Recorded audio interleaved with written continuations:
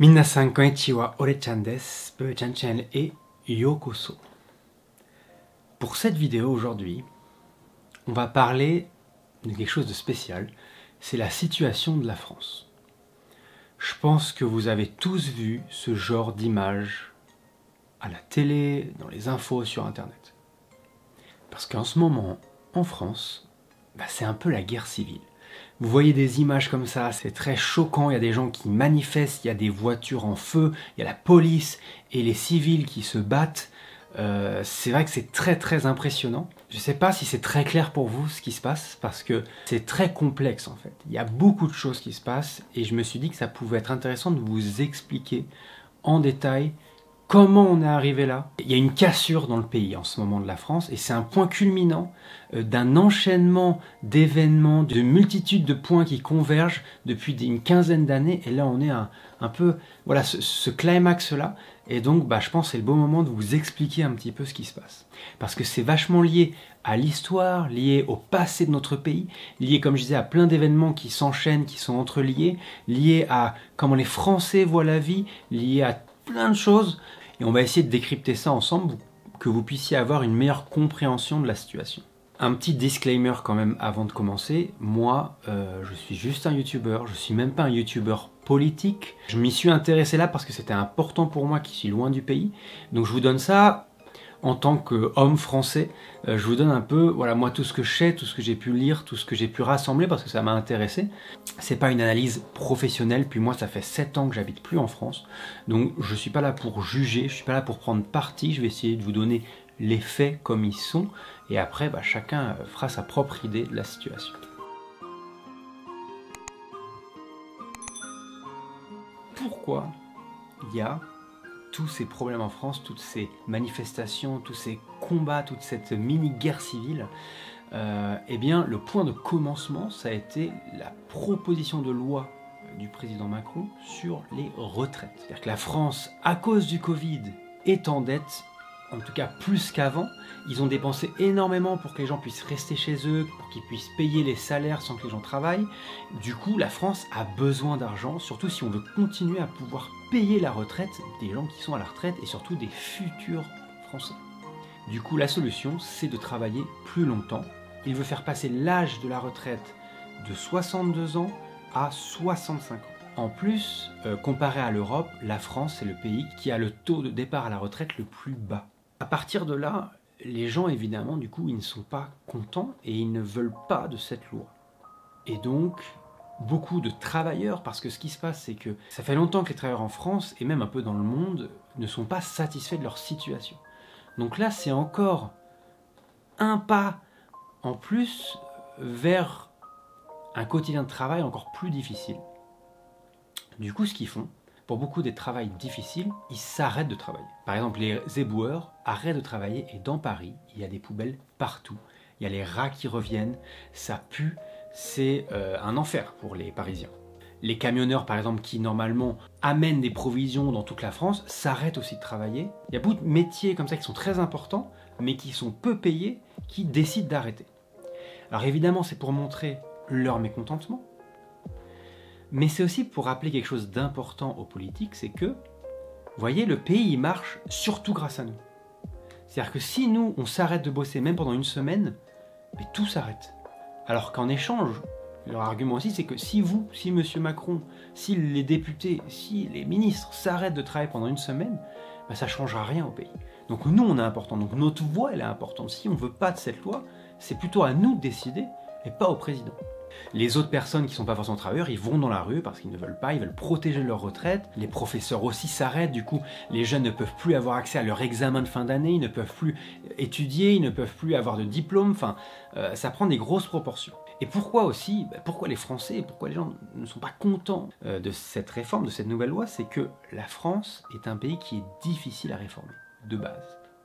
Parce qu'en fait, la France, vous savez déjà, on manifeste. Nous, dès qu'on n'est pas content, on le dit. Il faut savoir qu'il y a 250 ans à peu près, on a tué notre roi parce qu'on n'était pas content de la monarchie et on a fait une révolution. Depuis ce temps-là, on a fait en sorte, on a poussé les politiques, on s'est battu pour avoir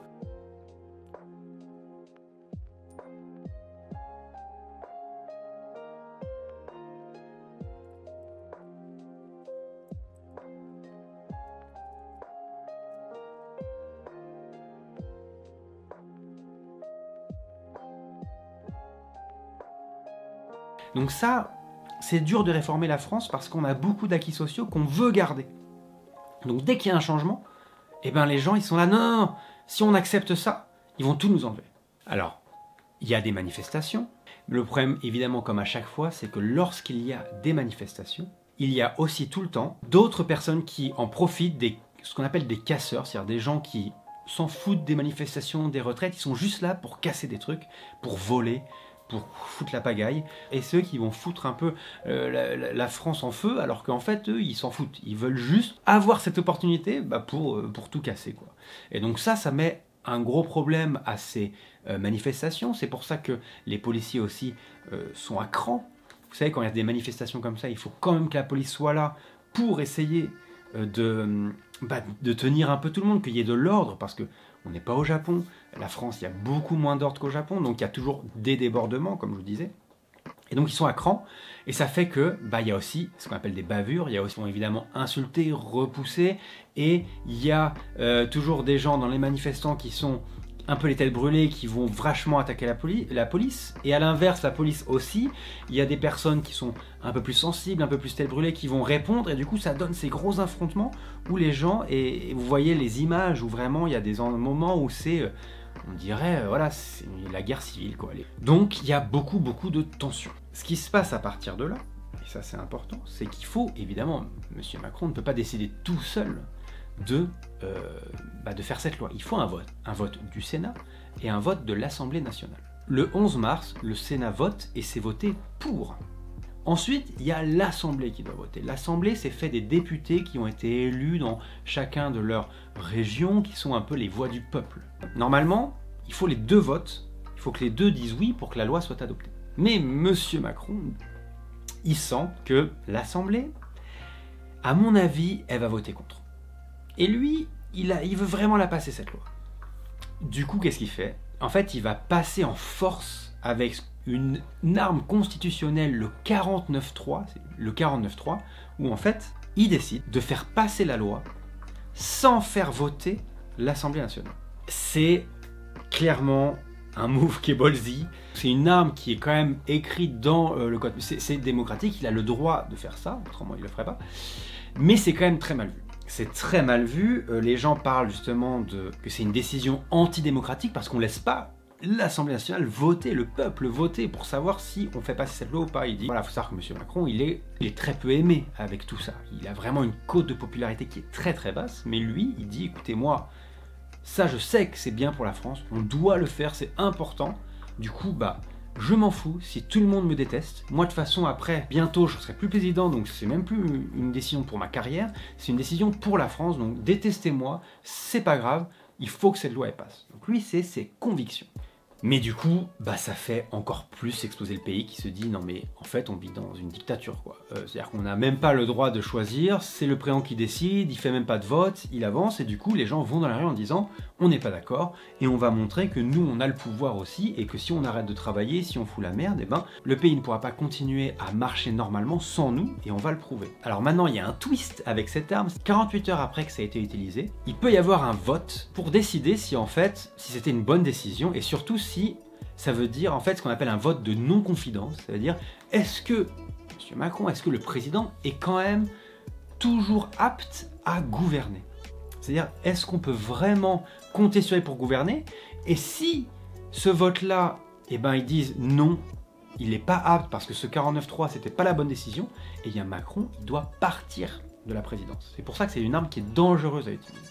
Du coup, directement après, il y a eu le vote, tout le monde était là, genre il faut absolument voter que Macron il soit out, comme ça nous on récupère nos droits. Et donc il y a eu le vote, et in extremis ce qui s'est passé c'est que Macron ne sera pas délogé, le vote de non-confidence n'a pas été voté, et du coup Macron reste au pouvoir. Tout ça, c'est une accumulation de beaucoup de choses. C'est-à-dire que ça, là, on est au moment où les Français, ils en peuvent plus parce que faut savoir que rajouté à tout ça, il y a des conditions de travail qui deviennent de plus en plus difficiles. Vous savez, même au Japon, il y a 20 ans, tu rentrais dans une entreprise, tu y restais toute ta vie, tu avais la sécurité de l'emploi, ce qu'on appelle.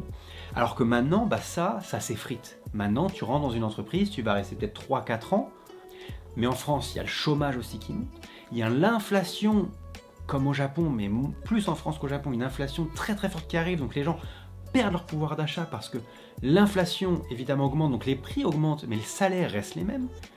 Et donc toute cette accumulation, ils en peuvent plus, et là, c'est la goutte d'eau en fait qui fait déborder le vase, et là ils vont dehors, ils vont se battre pour leurs droits, pour avoir une vie décente. En plus du coup maintenant il y a toute une récupération politique, dans le sens où il y a tous les autres politiques maintenant qui disent élisez-moi, et si je suis élu, je retirerai cette loi. Cette loi maintenant a été acceptée, elle commencera donc à être appliquée à partir du 1er septembre.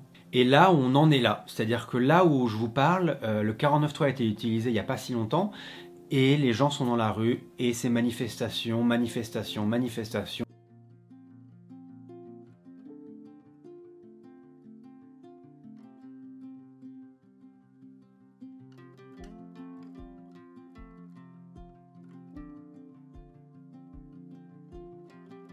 Il faut savoir aussi que Macron qui raconte que voilà, moi je partirai après, donc moi c'est pas pour faire, c'est juste vraiment, c'est plus une carrière pour moi d'être président.